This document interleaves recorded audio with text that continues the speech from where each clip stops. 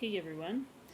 The topic today is mindfulness and understanding self-awareness and mindfulness and how to actually obtain that. One of the problems with an eating disorder and other addictive disorders is that we numb out, and so it's very easy to shut ourselves off from our own intuitiveness, not just with food, but with our emotions. We lose confidence in our decision making ability and lose trust in ourselves. So we give credit to others more than we do ourselves, but we tend to have a negative filter so that we hear all this negative stuff coming in and we filter out positive things. So how do we change that, and how do we change our mindset so that we start to cope with things better? And for example, anxiety, how do we manage panic attacks or triggers if maybe you have a trauma history without zoning out, without using your eating disorder to numb out when you're not comfortable, or other self-destructive behaviors.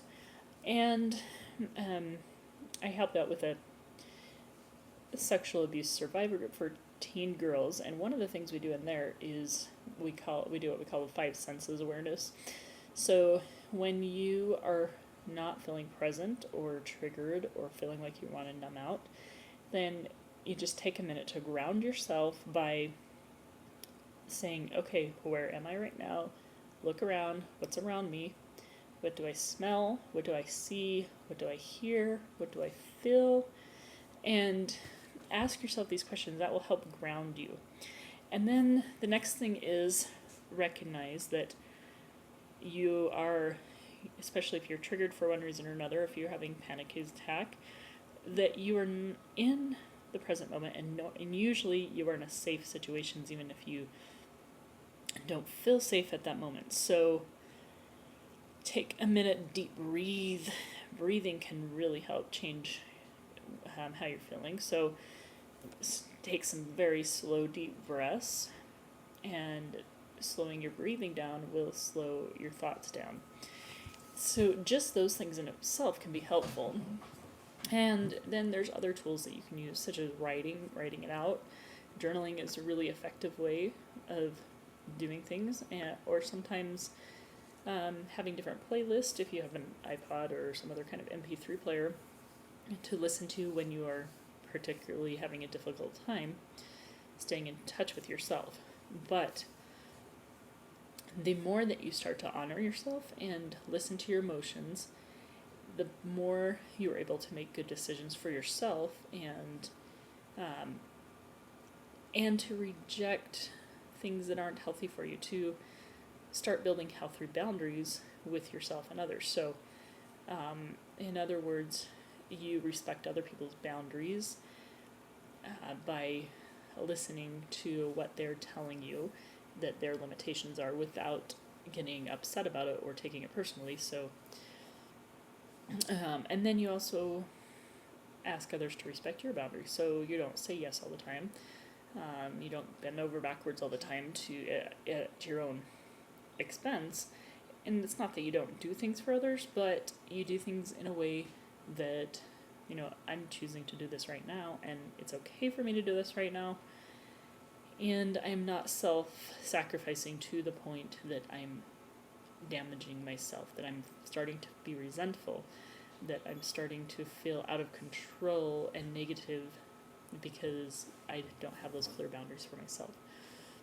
So those are some of the helpful things that you can do to gain an awareness and use mindfulness by honoring yourself and making decisions and setting boundaries so that you start to feel in control of yourself and to do what is not just good for everybody else but also good for you, and to love yourself.